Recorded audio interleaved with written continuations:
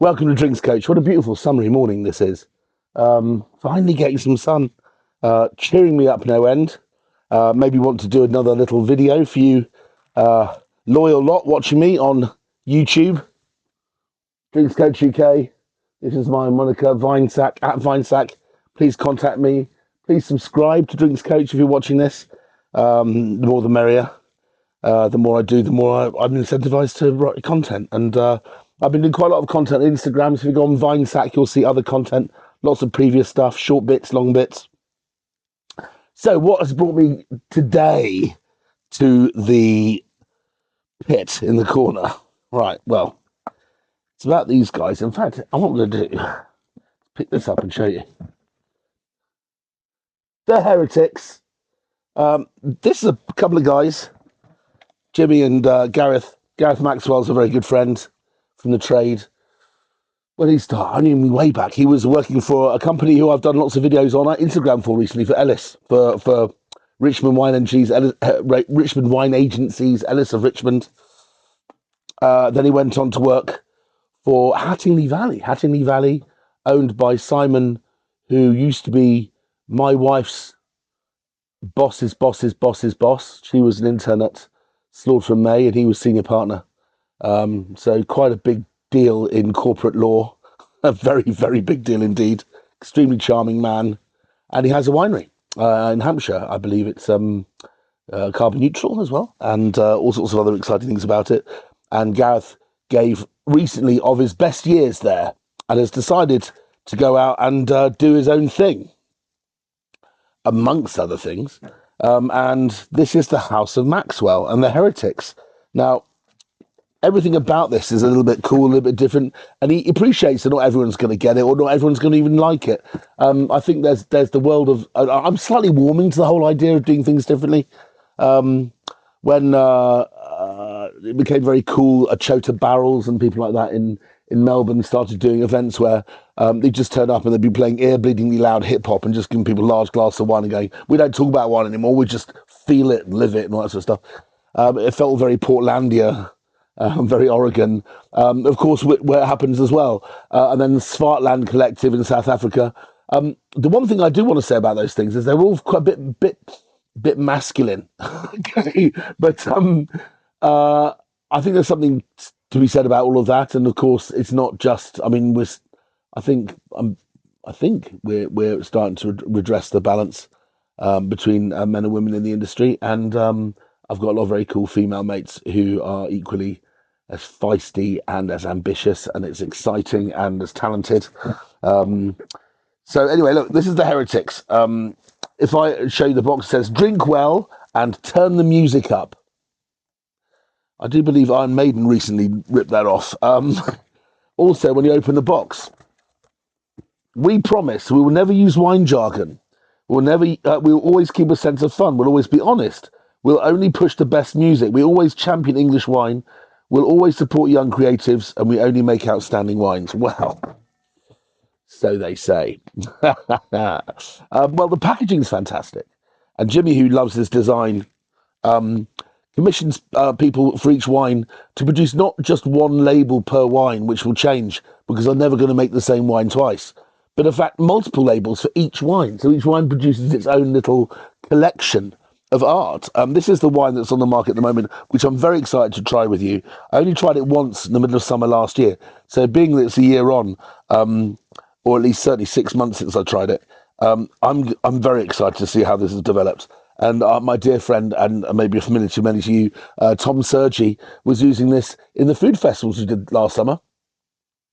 It's a Pinot Noir, but not as we know it, Jim. But look at that label. It's got this very, very cool label on the front. Says they're talking about the artist, that he captures images that tell stories. Let's call him the photographic Vermeer of his day, although there was only about 28 Vermeers ever recovered or existing. But that kind of thing, the whole Flannery, maybe a bit of Manet-ness about it. But there's a beautiful picture on the front, which could have easily come straight out of, like, I don't know, Nighthawks in the Diner, Hopper, something like that. Anyway, let's not talk wanky art stuff. But the first one, this has got no label on it at all. Why? Labels aren't ready yet. I think because the labels aren't ready yet, I don't have one of these, which is a script, not a script, a cheat sheet on how the wine's made and things. So I'm going to kind of wing it and see if I can kind of guess, really. But this is a wine that's available for pre-order now. This is the Heretics first Chardonnay. I opened it earlier because as sexy and as cool as it is, and they did manage to make it a little bit cooler and sexier. Let's have a look. There we are. If you can see that. Smiling face on the end. Looks like an old pill from the 90s. Not that I knew anything about that sort of thing.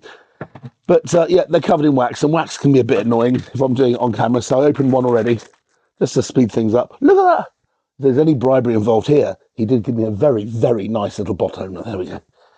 Which I shall now open the wine with. What else can I tell you about it? Well, Gareth, he's extremely charming and enjoyable guy to spend time with, and clearly knows the English trade as well as anybody, because he's been there sort of pretty much since the ground up. He's already had 10 years of experience in it. 10, 15 probably.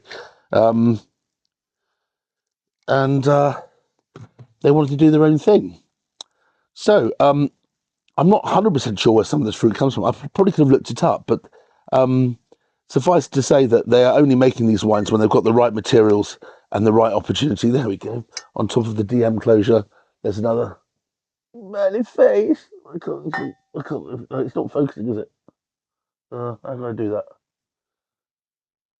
Oh, you'll have to take my word for it. Okay. All right. So, cool labels, cool corks, very, very sexy bottles. Not inexpensive. They only want to make the very, very best wines they can, and in very tiny quantities. So they're never going to promote. There's never going to discount the wine, therefore devaluing the wine that other people have bought. I think they're in the market for making wines which they think will age nicely for some time. That's all I have right now. Okay, so let's go with the first wine. This is the wine that's currently on the market. I'll move this one out of the way for now. Yeah, well done, Gareth. Thank you very much for sending these wines, buddy. It was great to see you the other day.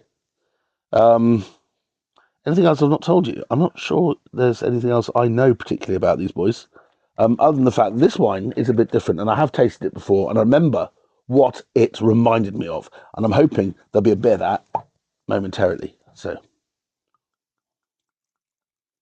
that's the wrong wine. What am I doing? Switching to Pinot first. Okay, that's all right. Then let's settle. Give it some air. Probably needs it. Here we go. Take two. It's almost the same colour. It's very pale. This is a very pale Pinot Noir rosé. Very pale means low solids, not much skin contact. They probably only had a few hours. I believe it was about 4 hours of skin contact before fermentation. So the wine's almost what we'd call a blonde noir, a white wine made from red grapes. It's then fermented using selected yeasts for each individual barrel, and they've bought third, fourth, and fifth fill barrels, i.e., barrels that are over 3 years old. So would have lost most of their obviousness, most of their resinous texture, most of their real vanilla flavour, and crucially, most of their tannin. So we're going for a very specific style of wine here, and they're allowing the quality of the fruit to show. This comes from a vineyard. It's called Blowhorn, by the way, and I didn't ask Gareth why. I'll look that up. Maybe it's on the internet. It'll become pretty obvious. But this is from a vineyard called the Missing Gate Vineyard. I don't know whether that's Sussex or Essex or could be anywhere, but I'm sure it's easy enough to look up and find. 2023 was a lovely warm year. I think they'll produce some very precocious wines. More importantly, it was a nice sized vintage, and also it had a relatively low, very high pHs, relatively low acids. So the wines are more ample and more accessible in youth, which kind of lends itself to this kind of wine, really. Now, most rosés I don't. Some rosé goes through what we call malolactic fermentation to make it softer and more nebulous, but most doesn't need it because most rosé in places like Provence and Rioja, where we like it, the wines are ripe enough and low enough in acid that it doesn't require us to go to steps to make them less acidic. If anything, we're trying to keep the freshness that's in there. I once had a wine made by a very, very famous winemaker now, which is Domaine Dujac. Domaine Dujac is one of the superstars of Burgundy. Silly, silly money. And when I was exploring these wines and trying them, I could still afford them, even on an odd salary. It was like 30 or 40 quid for a bottle. Ooh, now they're more than 10 times that in some cases. Um, but he used to make a wine called Œil de Perdrix or Œil de Perdrix, which means partridge eye, which was a rosé, which was a bleed off from a wine that he made called Clos de la Roche. Clos de la Roche is one of the great Grand Cru vineyards of the whole of Burgundy. It produced some profound wines.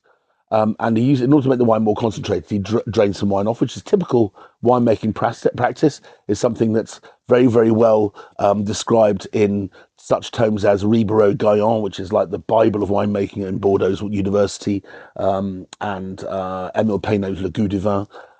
Really famous tomes, and it became modern practice. If you wanted to make a red wine that had more concentration and more length, you take some of the juice out. So there was more skin to juice ratio, producing a wine of darker colour and richer tannin.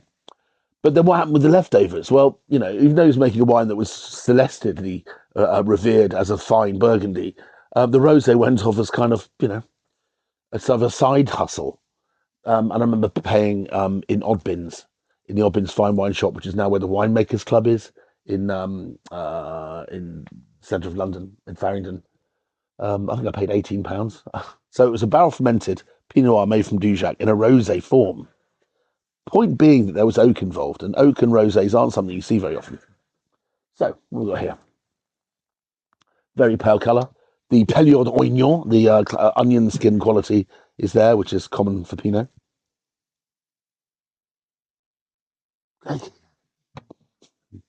It smells so good. It's really grown up.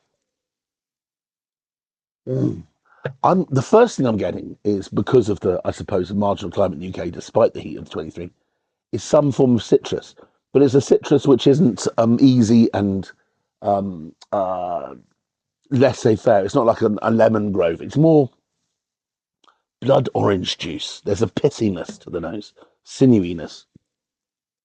Blood orange. Defo. Yellow plums. Let's try it. There it is. There it is. Talking about music.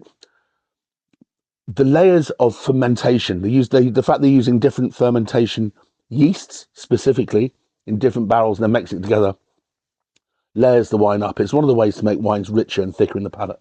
This wine has a surprising amount of mouthfeel, considering it hasn't gone through that other step of malolactic fermentation. This wine tastes like it's gone through zero malo. I think the Gareth mentioned that to me the other day. Great mouthfeel. Very, very young, fresh, expressive, real blood orange. It tastes like a Campari soda. It sounds weird, but it has that kind of grown up. I mean, it's not amaro, it's not bitter, but it's leaning against the pithiness. If there is any bitterness, the pithiness of citrus. And has a lovely acidity and lovely freshness. That's a delicious wine, very sophisticated, very complicated. If you're going for the most expensive rosés, let's say in Sancerre, for example, I don't know, Francois Cotta or something, we're up there with this wine. This is how serious this wine is. And I think that if you're paying 30 something pounds, I think it's below 35, but this is £30 for rosé, then you sure as shit should get something special. And this is very special. I can't wait to try the rest of this with whatever we cook up tomorrow. I don't know what I'm going to cook, but today I'm making a risotto. So that's a red wine day.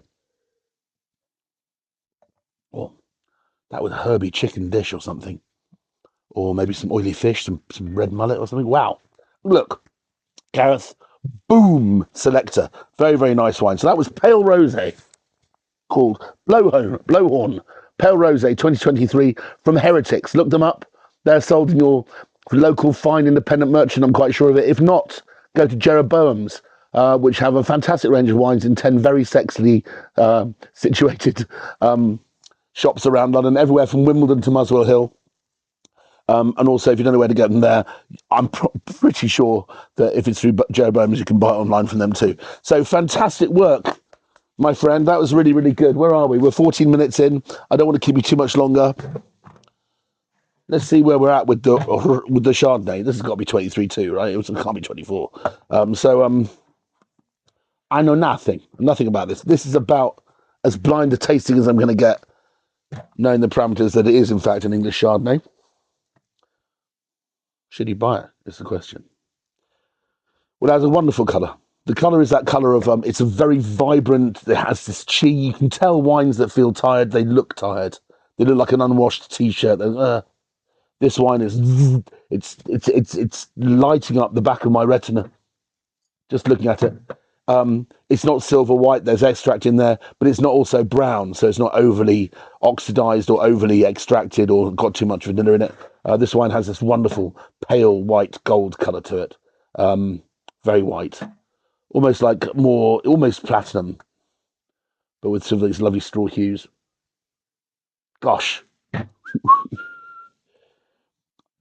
it's not a surprise to me anymore that this country isn't making really fine Pinot Noir and Chardonnay. And I think most of the stuff that I've tried, which really blew me away, has not in fact come from Hampshire and Sussex, places I predicted in table wine terms, but from Essex.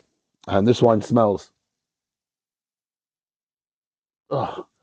heavenly.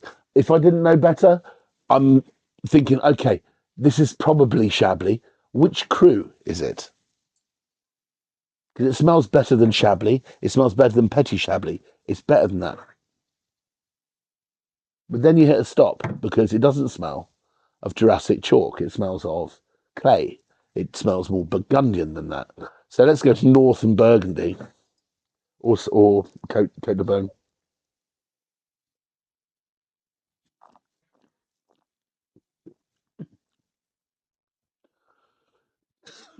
Pardon me.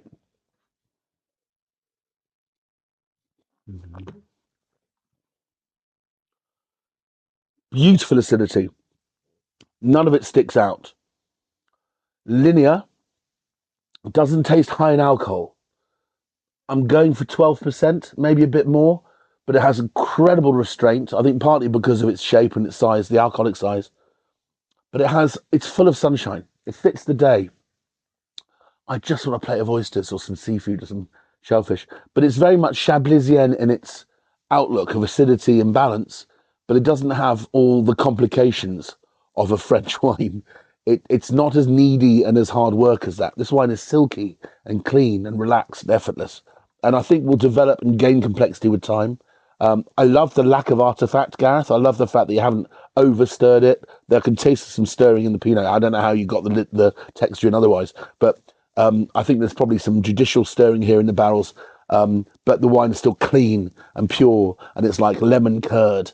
And I just think, wow, absolutely delicious. If this is similar money or the same money, I'd go out and buy some. These are some of the most formative and most exciting wines in this country. And there'll be a time when people look back and see these guys as the pioneers. Hence the name, because today's heretic is tomorrow's hero, right? Think about Manet, think about David, think about those people, think about Van Gogh. They all thought he was a nutter. See you next time.